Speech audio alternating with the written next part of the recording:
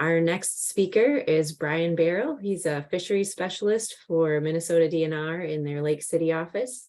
Brian will be presenting on reintroduction of sculpin in southeast Minnesota streams, and these are fish that don't get much attention. So I guess start out with an overview, kind of what are sculpins and why should we care about them. A brief life history and our current reintroduction projects that we have going on right now. So first of all, there's two sculpins that are native to southeast Minnesota. There's mottled sculpin and slimy sculpin. As you can tell in the pictures, they're very similar to each other in characteristics. Main difference is the mottled sculpins have kind of teeth, so to speak, on the roof of their mouth, where slimy sculpins don't. Another key indicator, which can be a bit confusing, is that mottled sculpins have 4 pelvic fin rays, whereas slimy sculpins have 3. But what we've found in southeast Minnesota is the slimy sculpins tend to have an extra half ray, so it can be difficult to tell. And at one point it was thought that this could be due to hybridization, but it's something that we have not seen in genetic samples that we've been doing with the DNR. So we're kind of going through that. So sculpins are benthic, generally live amongst cobble in the streams, or they'll find overhanging vegetation, hollow logs, coarse woody debris, that type of stuff. They also have a very small home range and limited dispersal. Their home range is only about 15 square meters. They don't swim very far. They don't have a swim bladder. And their dispersal is limited by physical barriers, so culverts. They don't have to be perched very high because these don't really jump. And cooler warm water streams are also barriers, thermal barriers. They're an indicator species for change in stream characteristics and water quality. They need high quality cobble gravel substrates, and they also need cold water. Mottled can tolerate slightly warmer than slimy sculpins. So there's some range distribution things there. Mottled sculpins are potential hosts for slipper shell and ellipse mussels. So those are state listed. Ellipse are listed in Minnesota, slipper shells, Minnesota or Wisconsin and Illinois, I believe. And I say may because they've been found in a lab that they will be a host, but I don't know if they found anything in wild specimens. And then they're also prey for larger salmonids and other species of fish too. They spawn sometime around mid-April to May. That picture is taken April 19th of last year, so it's a female that's just plump full of eggs. Males make a nest and they'll do a courting display, and then females will lay the eggs on the underside of rocks, males will guard the nests. Short-lived, 3 to 5 years, mainly eat invertebrates. They will occasionally eat small fish and some trout eggs. However, trout will eat far more trout eggs depending on availability. So that brings me into our project objectives on what we're doing this time around. There was an effort made in the mid-2000s after observations that stream habitat has improved significantly over 50, 60 years. And so a couple grad students with the U of M and DNR staff started a reintroduction project. But due to graduation and changes in staff priorities, the project was discontinued. But now there's been a renewed interest in non-game fish. So we restarted this along with some local interest, and also noticing that our other forage species have been on the decline, due in part to colder water temperatures. So it was another potential add another forage species into some of these streams. So our first objective is we don't know the exact distribution of where slimy sculpin and mottled sculpins are in southeast Minnesota, in part because of how difficult they are to identify in the stream or stream side. The second objective is to assess the long-term genetic viability of sculpin populations in our former recipient streams. So the project that was done in the 2000s, we went back into those streams. The third objective is to reintroduce sculpins into new streams and to monitor their initial viability. And then another component that kind of came out of this was we knew they had an effect on food webs, but we didn't know how much. So we're actually going to evaluate the reintroduction success, how well they took to those streams, and what they do to the food webs, and how much trout utilize them. So the first objective is the genetic distribution and species ID. So this is what we have sampled thus far. We've done 10 streams in 2020, took a little bit of a break due to priorities and things like that in 2021. And then we went into 9 streams in 2022, 14 of which have been genotyped, and they populations clustered by watershed. And I'll get into that a little bit on the next slide, or in a couple slides. And then we've also found some syntopic sites, is what we're calling them, and that's where mottled and slimy sculpin, their distribution overlaps. So here's a brief breakdown of what we've found so far. North Branch Whitewater, slightly larger stream, South Branch Whitewater, and those are our syntopic sites. Ruprecht, Trout Run, Camp Hayward are all smaller streams, colder water, and those are generally, or those have been slimy sculpins. And then Crow and Ferguson, those have been mottled sculpins. So here's another table, kind of a breakdown of what we found. And then this tree on the right-hand side shows the genetic kind of neighbor joining, so which streams are more closely related to others. And generally they're grouped by watershed, but some are more of a distinct isolated population that diverged randomly, so they genetically drifted a little bit farther, and so they might closely relate to another stream in a different region.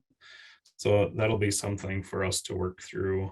Some of the samples are older, and we have some newer technology to find more, better analyze their genetic code. So that's what we found there. And then here's also kind of why we're looking into this. And this map is messy, I understand that. So this is from data from our DNR database, and also the Minnesota Pollution Control Agency's database as well. And so the green circles are where we have them listed as just generic sculpins because they're hard to identify in the field. The yellow circles, and they don't show up very well, but those are the mottled sculpins. Red circles are slimies. And then the sites that we reintroduced are an X and the original donor stream. So those are Slimy Sculpins. Those are where we took them from. So we're trying to make fewer green circles and make them into either yellow or red. And I realize if somebody's red-green colorblind, that's probably very difficult for them to see. And so here's some of what we've found for genetic drift or species ID or species shift. And some of these, like Riceford Creek, it's been a decade since they were sampled and they went from mottled to syntopic. So now there's slimy sculpins mixed in. Is that due to climate changes, increased precipitation, colder water? Or if there's like North Fork Whitewater went from slimy to syntopic, but that's also within the same year, a couple months later. So this will be something to play around with and see what streams favor which species a little bit more. And here's just a couple couple pictures of some sampling, just things that were interesting. So that bullfrog on Little Pickwick, that's down in the Winona area, and they are native to that area, whereas most of Minnesota, they're not native. And then that's just a massive beaver dam, which was kind of fun to find. So on to the original reintroduction status. So in 2020, we went to 4 streams and collected samples, and then we went into the remainder last year. Of note, Sugarloaf Creek is a small stream. It's a trib to Gilbert Creek in Goodhue County. And that one we did not recover any sculpins from. And that could be, it's likely due to poor habitat, but one thing that we were concerned about with, and I'll touch base a little bit more on this, but was concerns about genetic outbreeding, outbreeding depression. But so here are the number of samples that have been ran so far and when the samples took. So we'll have to go back into Latch and get some more samples. That's kind of the main takeaway of this table. So here are some of the results. The original project used from 3 different streams as their sources. Beaver Creek in the Whitewater, Cold Spring by Zumbro Falls, and then Garvin Brook. And they remain similar. Their genetic makeup from previous genetic work. So, and the genetically reintroduced populations had higher heterozygosity than the other source streams. And that is a good thing, I guess. Like I said, the outbreeding depression was an issue. And with this, we were able to use those streams that were previously reintroduction that have high enough populations to be able to use those as sources. And our plan is to use those mainly for direct connections to the Mississippi River or watersheds without known sculpin populations because of the relatedness within the watersheds. And here's makeup of the individuals that were repeated. So overall, in the initial reintroduction, Cold Spring was pretty low, and part of that was just the numbers that they were able to get out of Cold Spring was low. And Beaver and Garvin tended to have higher populations, especially Garvin survived the best. Except for Creek in Goodhue County, and that one had a higher Cold Spring ancestry, but they generally stayed the same, which was good. So now into the reintroductions. Our goal is to stock 300 fish over 5 years into our recipient streams. Our main concern was we didn't want to overexploit our sources.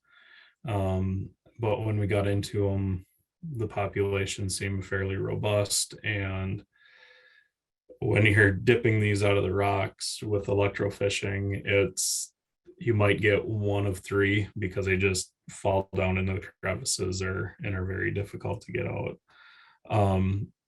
And like I alluded to before, because of the watersheds being closely related, we're trying to keep them within the same watershed.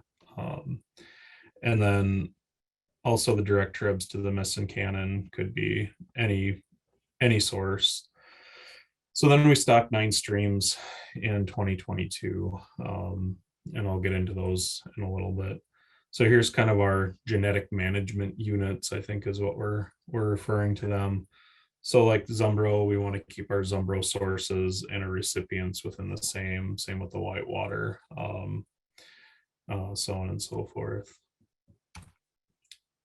And so this is what has been done so far. The black squares and triangles are what was originally used back in the mid 2000s. The red triangles are streams that are our current donors, and blue triangles are potential donor sources. They're kind of mainly in the river watershed, and we haven't explored down in that area that much yet. And then kind of a priority ranking, and the priorities are based on presence of heritage brook trout or just brook trout in general, and also for access for DNR staff for future evaluations. A handshake doesn't go very far when the landowner changes. So, and then our low priority sites are sites with brown trout or poor habitat, or landowner says don't do anything on the stream. So that's kind of where that breakdown is at. So this is what we this year. Of note, we were able to get Long Creek done this year. Some of them are half done, and we'll have to go back and get some more. So that's kind of where we're at. Bullard Creek, initially we were going to use Hay Creek, but when we were on Cold Spring Brook, we had a good number of fish and we didn't want them to go to waste, so to speak. So we put them into Bullard, and Cold Spring has a relatively low genetic blanking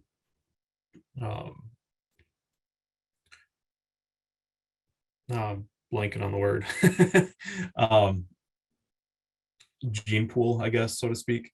And so we're going to try to use Bullard Creek as a strain refuge as well. So in case something does happen in Cold Spring, where they breed themselves out of existence, we'd be able to maybe go into Bullard and reinvigorate that population. And so on to the food web part of it is we have 3 paired sites. We have a control and a reintroduction. And we selected the streams based on the regional proximity. So Middle Creek and Long Creek are both streams in the Zumbro watershed. They're each a valley apart from each other. And then Pleasant Valley and Cedar Valley, those are both direct tribs to the Miss, and those are both down by Winona. And then Big Springs and Gribben are both down by Lanesboro. So we took our final initial samples in the end of December, and we sent those off to the lab on that date. And that portion is actually being funded by the non-game wildlife program through a grant. So these we took tissue plugs from Advance. So we took tissue plugs from the fish, brown trout if they were present, brook trout if they were present, and white suckers if they were present. Those were dried and they'll be encapsulated to analyze for ratios of carbon and nitrogen, and that will tell us what level on the food web they're eating. If they're eating more like primary consumers that eat, there are scrapers that eat the diatoms and fungi and stuff like that off of leaves, they'll have a higher ratio of carbon versus primary consumers that eat or feed off of green plants, filamentous algae, watercress, that type of stuff. They'll show up more nitrogen. And I guess that kind of makes sense. If you have a compost pile, you want to, green stuff has more nitrogen than browns. And then we also took a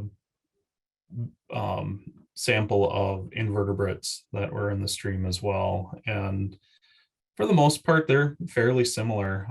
So Big Springs and Gribben are paired reaches, and they tended to be fairly close. Pleasant Valley and Cedar Valley, they were pretty close too. And same with Long Creek.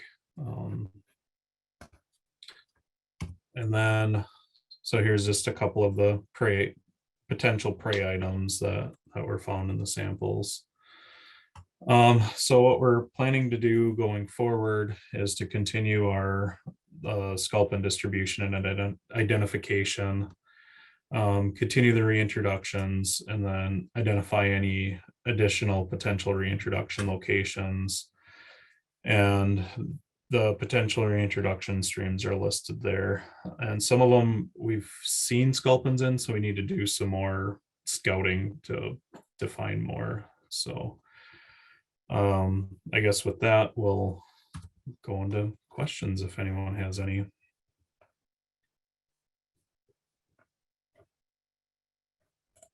Hey, Brian, thanks so much. It's really cool to hear about. All right, I'm trying to get my questions panel open. There we go. There have been a couple questions that came in. A couple folks looking for more information on sugarloaf, if there were temperature data there indicating it may be too warm, or whether there might be manure runoff issues that led to a fish kill. Do you have thoughts on sugarloaf? Sugarloaf, we don't have a temp logger on. It's a very sandy stream, so habitat is likely the limiting factor there, why they didn't survive. It's also a brook trout stream, so water temperature likely is probably not the issue. Manure runoff probably wasn't the cause either, since we still have brook trout in there as well. Great.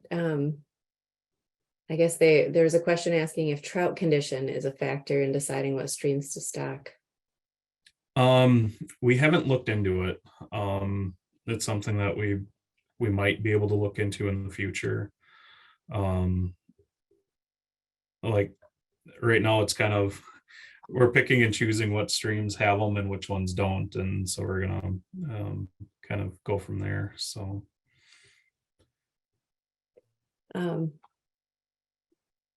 someone asked about Mississippi River having sculpins. I'm not going to say no. It's a possibility. Farther, like the upper Mississippi and Minnesota, likely, I know some of the lakes up there do have mottled sculpins in, so it's possible up there. Our thought is the main Mississippi River down around our area would get too warm that they would not survive.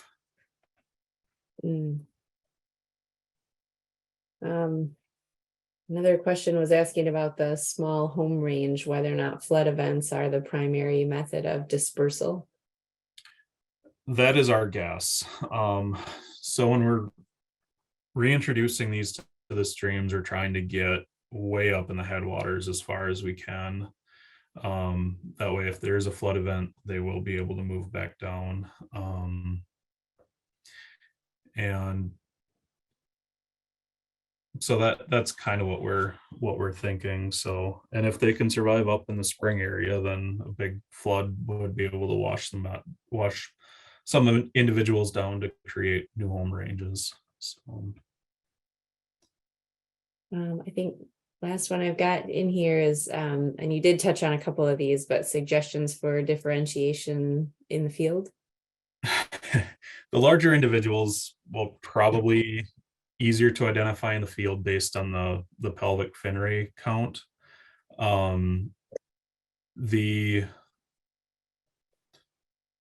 The issue comes into with smaller individuals to be able to see if it has 3.5 or four fin rays, but that's probably the best identification in the field. The identification that we're doing with this project is we're actually using genetic analysis. The Minnesota Pollution Control Agency, they send their samples to the Bell Museum for identification. So it would be interesting to go back and to look at those samples and run genetic tests on them if possible, to double check identification, which would be kind of interesting. But yeah, for sure. Well, really appreciate this talk. It looks like that was the last of our questions, Brian, but thank you so much for this and for all the field work that goes behind this. it sounds good. Well, I'll might be able to do an update once we get some of our lab analysis work done, and once we get done with our food web study after stocking. So Yeah, definitely love to have you back on either of those topics. Yeah. So all right. Great.